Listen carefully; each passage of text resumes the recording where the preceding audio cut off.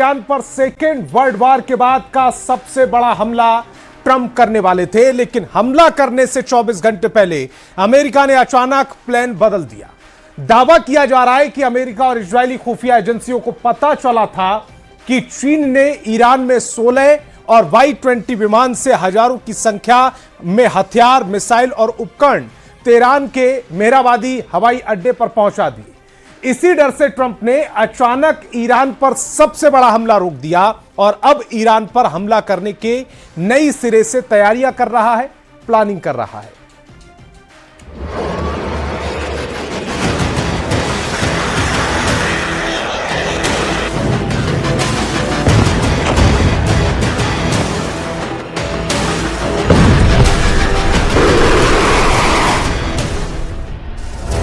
Iran पर world war हमला, Trump का प्लान हुआ लीक।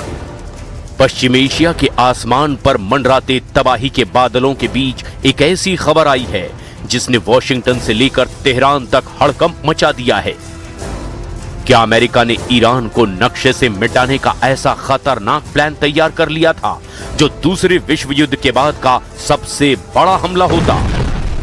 क्या इस महाविनाशकारी हमले के खौफ से अरब के 3 सबसे अमीर और शक्तिशाली देश कांप उठे? और सबसे बड़ा सवाल, क्या चीन ने गुपचुप तरीके से तेहरान में अपने 16 सबसे भारी सैन्य विमान उतारकर अमेरिका का गेम ही बिगाड़ दिया है? आज की इस एक्सक्लूसिव रिपोर्ट में हम खोलेंगे उस सीक्रेट कूटनीति के पन्ने जिसने दुनिया को तीसरे विश्व युद्ध के मुहाने से वापस खींच लिया है।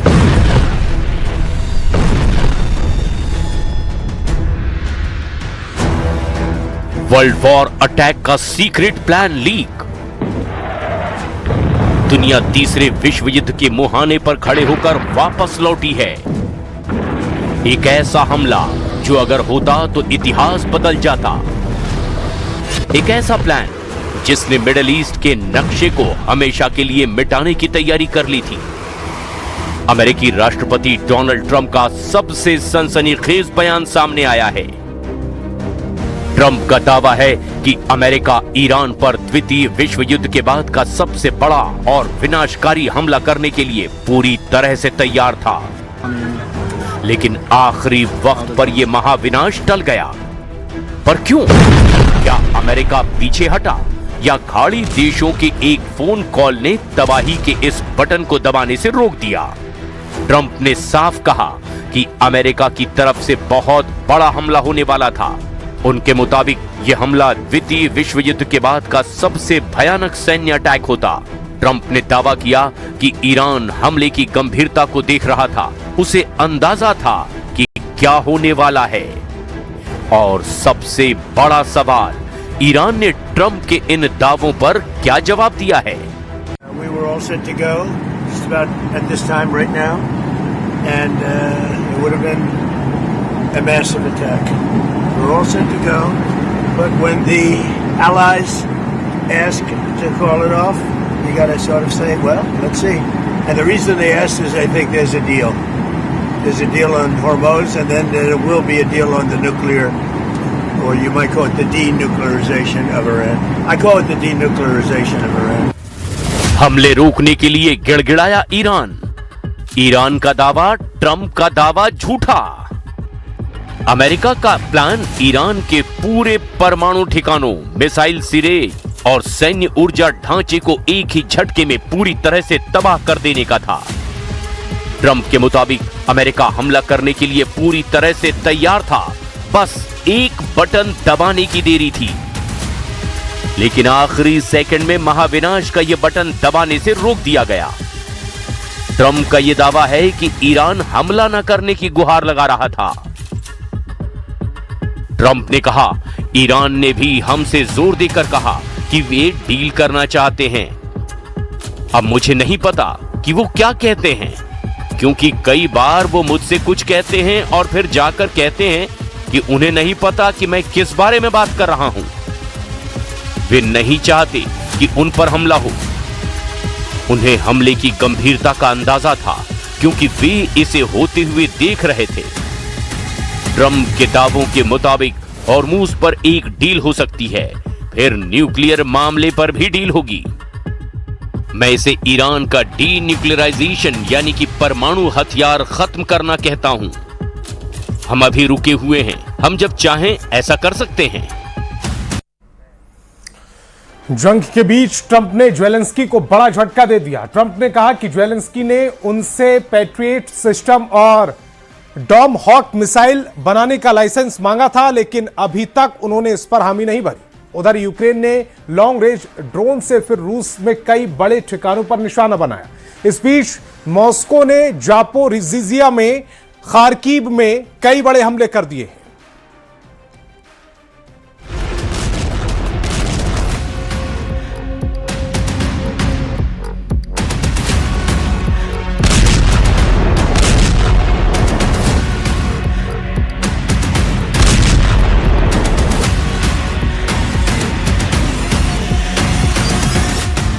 रूस और यूक्रेन की जंग अब सिर्फ मोर्चों की लड़ाई नहीं रह गई। अब हर दिन किसी न किसी शहर का आसमान आग उगल रहा है।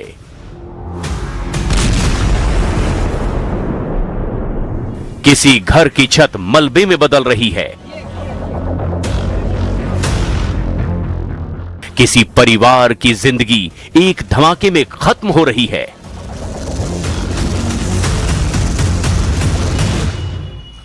न यूक्रेन सरेंडर को तैयार है, न मॉस्को शांति की बात करना चाहता है।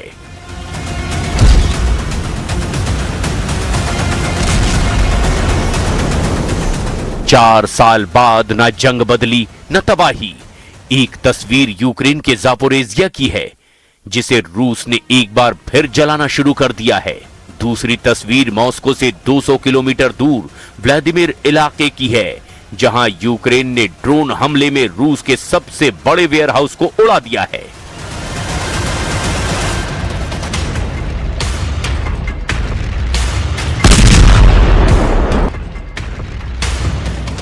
जापोरेजिया में रूस ने 90 मिनट में एक के बाद एक 8 गाइडेड बम से यूक्रेन के इस शहर को जलाना शुरू कर दिया। धमाका इतना जोरदार था कि पूरी की पूरी रिहायशी इमारतें हिल गई, घरों की दीवारें गिर गई, मलबे के नीचे जिंदगियां दब गई, सब कुछ तबाह हो गया, कुछ भी नहीं बचा। अलमारी, टीवी, फ्रिज, दरवाजे, खिड़कियां, सब कुछ टूट गया। रेस्क्यू टीम मलबे के नीचे फंसी महिला को निकाल रही है। घायलों को मौके पर ही प्राथमिक इलाज दिया जा रहा है और अस्पतालों में एक बार फिर से युद्ध के जख्म गिने जा रहे हैं। जापोरेजिया के गवर्नर के मुताबिक इन हमलों में 71 साल की एक बुजुर्ग महिला की मौत हो गई, जबकि 31 लोग घायल हुए हैं। लेकिन जंग की कहानी का ये सिर्फ एक हिस्सा है।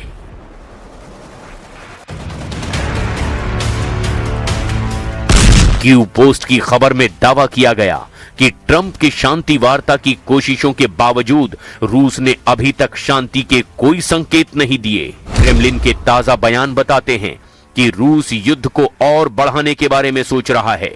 यूक्रेन का दावा है कि युद्ध ही पुतिन के शासन का आधार बन गया है। अगर युद्ध खत्म हुआ तो रूस में आर्थिक संकट, अपराध और बड़े पैमाने पर जनसंख्या नुकसान जैसी समस्याएं खड़ी हो जाएंगी।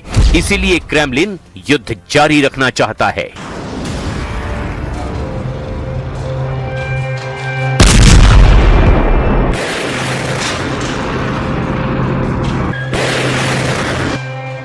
यूक्रेन के वॉर एक्सपर्ट्स का दावा है कि पुतिन के शासन को मजबूत रखने के लिए युद्ध एक जरिया बन गया है। क्रेमलिन लोगों को युद्ध में इतना डुबा देना चाहता है कि वो इससे बाहर ही ना निकल पाएं। रूस के हमलों के बीच यूक्रेन ने भी रूस के भीतर ऐसा पलटवार किया जिसने इस युद्ध का रुख बदलने की नई बहस छेड़ दी है। रूस की सबसे बड़ी ऑनलाइन रिटेल कंपनी वाइल्डबेरीज ने ताजा बयान जारी करके दावा किया कि व्लादिमीर इलाके में उसके एक बड़े वेयरहाउस पर यूक्रेन के ड्रोन हमले के बाद भीषण आग लग गई और वेयरहाउस से उठता हुआ धुआं चारों तरफ फैल गया।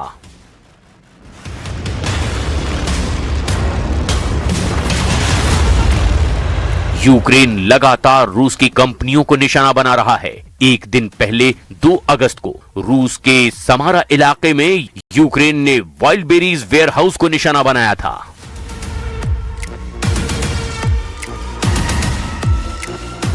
इससे पहले यूक्रेन ने सेंट पीटर्सबर्ग और लेनिनग्राद इलाके में वाइल्ड बेरीज के 2 गोदामों को उड़ा दिया था। एक महीने में यूक्रेन ने अलग अलग इलाकों में कई बार रूस की सबसे बड़ी रिटेल कंपनी के गोदामों को जला दिया है। यूक्रेन मॉस्को के हमलों का जवाब रूस के अंदर तक घुस कर दे रहा है।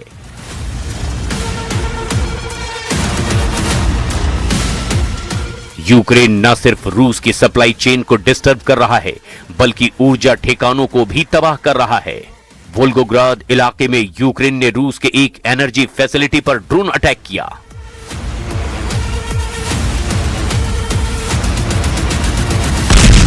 यूक्रेन अब सिर्फ रूस की सेना से नहीं लड़ रहा, बल्कि रूस की अर्थव्यवस्था, सप्लाई चेन और ऊर्जा व्यवस्था को निशाना बना रहा है। वाइल्ड बेरीज जैसे बड़े logistics network, oil refinery, oil depot और ऊर्जा ठिकानों पर लगातार ड्रोन हमलों का मकसद है कि रूस के भीतर आर्थिक दबाव बढ़ाया जाए, सैन्य आपूर्ति को बाधित किया जाए और युद्ध की कीमत सीधे रूसी सिस्टम को चुकाने पर मजबूर होना पड़े। यानी कीव का संदेश बिल्कुल साफ है। अगर रूस यूक्रेन के शहरों को निशाना बनाएगा तो यूक्रेन भी रूस के अंदर मौजूद उन ठिकानों पर हमला करेगा जो युद्ध की मशीन को चलाए रखते हैं। Союз московських покидьків з божевільним режимом Північної Кореї заради ракет, заради північно-корейського контингенту тут в Європі, на наших кордонах, заради вбивства наших українських. लेकिन यूक्रेन के ड्रोन हमलों का जवाब रूस बैलिस्टिक मिसाइलों और गाइडेड बम और ड्रोन हमलों से दे रहा है। ये तस्वीर यूक्रेन के खार्किव की है, जब रूस ने ड्रोन अटैक करके यूक्रेन के सबसे बड़े वेयरहाउस को जला दिया।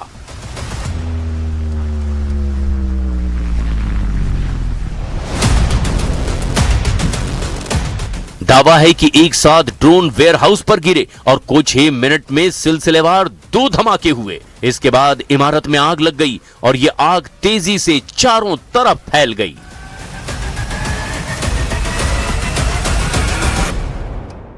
यूक्रेन अगर मॉस्को और इसके आसपास के शहरों पर हमला कर रहा है तो रूस सीधे कीव को टारगेट पर ले रहा है। रूस के इस मिसाइल हमले में कीव में कई लोगों की मौत हो गई, जबकि दर्जनों लोग घायल बताए गए। एक हफ्ते के भीतर रूस ने कीव पर दूसरा बड़ा हमला किया है। इससे पहले गुरुवार को हुए हमले में 9 लोगों की मौत हुई थी। दावा है कि मरने वालों में एक ही परिवार के 6 लोग शामिल थे। यूक्रेन ने दावा किया कि रूस के इस मिसाइल हमलों में एक मिसाइल पोलैंड में भी जाकर गिरी है। Сьогодні втрати в рідних та близьких. В Радушному росіяни застосували вперше за довгий час ракету з Північної Кореї. Такі попередні дані, звісно, ще будуть експертизи, все буде перевірятися. Але станом на зараз це північно-корейська. यूक्रेन अब सिर्फ वेयरहाउस नहीं उड़ा रहा, बल्कि रूस की उस ताकत को निशाना बना रहा है जिसके दम पर यह जंग 4 साल से चलती चली जा रही है। Oil refinery, oil pumping station, airbase, fuel depot और सैन्य रडार, यूक्रेन एक एक करके रूस के उन ठिकानों पर हमला कर रहा है जो रूसी सेना की लाइफलाइन माने जाते हैं। कीव का दावा है कि बशकोर्तोस्तान में 1300 किलोमीटर दूर मौजूद ऑयल पंपिंग स्टेशन पर हमला हुआ। उलियानोव्स्की मिनी ऑयल रिफाइनरी में आग लगी। कालुगा की ऊर्जा फैसिलिटी भी निशाने पर रही, जबकि कब्जे वाले क्रीमिया में बेलबेक एयरबेस और साकी एयरबेस पर भी ड्रोन स्ट्राइक की गई।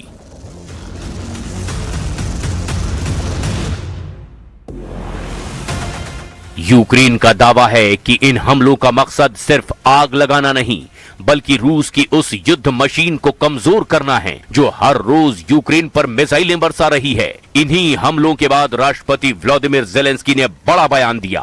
उन्होंने कहा, युद्ध वहीं लौट आया है जहां से शुरू हुआ था। यानी जिस रूस ने फरवरी 2022 में यूक्रेन पर हमला शुरू किया था, आज वही रूस अपने शहरों, अपने एयरबेस, अपनी ऑयल डिपो और अपने औद्योगिक ढांचे पर लगातार हमले झेल रहा है। कीव का कहना है, अगर यूक्रेन का कोई शहर सुरक्षित नहीं है तो फिर रूस का कोई सैन्य या आर्थिक ठिकाना भी सुरक्षित नहीं रहेगा।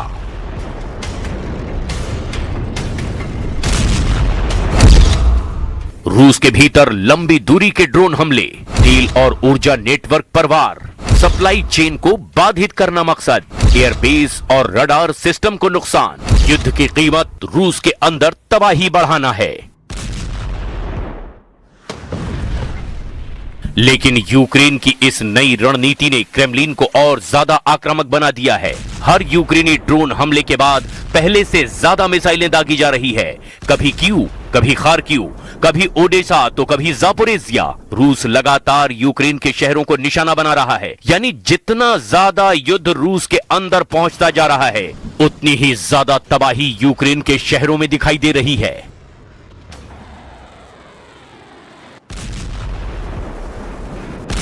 अमेरिकी राष्ट्रपति डोनाल्ड ट्रंप रूस और यूक्रेन के बीच सीज फायर की कोशिश कर रहे हैं, लेकिन हमले लगातार बढ़ते जा रहे हैं।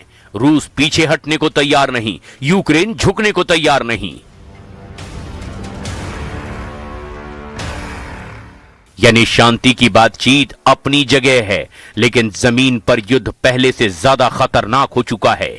अब सबसे बड़ा सवाल यही है, क्या रूस के भीतर बढ़ते यूक्रेनी हमले क्रेमलिन को बातचीत की मेज पर ला पाएंगे, या फिर पुतिन इसके जवाब में यूक्रेन पर पहले से भी बड़ा हमला करेंगे? क्योंकि इस युद्ध में अब सिर्फ मिसाइलें नहीं चल रही, दोनों देश एक दूसरे की अर्थव्यवस्था, ऊर्जा व्यवस्था और सैन्य ताकत के साथ जनता के मनोबल को भी निशाने पर ले रहे हैं। इसी वजह से 4 साल बाद रूस यूक्रेन युद्ध अपने सबसे खतरनाक दौर में पहुंचता दिखाई दे रहा है।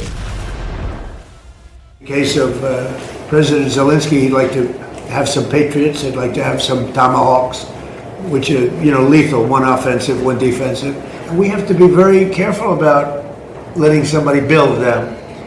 It's very important now. We are building many plants now to make those, and the Tomahawk missile is the most incredible thing. It can go into a doorway. You can put it through a window of a house.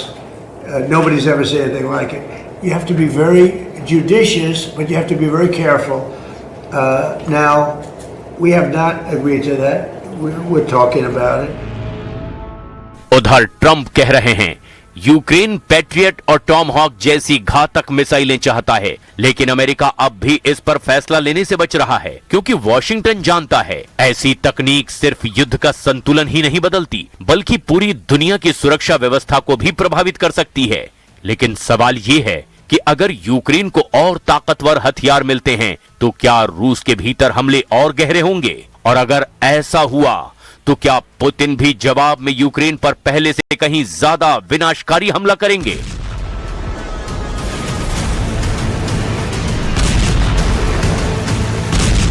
क्या Ukraine रूस के भीतर और गहरे हमले करेगा? क्या Ukraine पर और बड़े मिसाइल अटैक होंगे? क्या ट्रंप की शांति पहल सफल होगी? क्या जंग और खतरनाक होगी?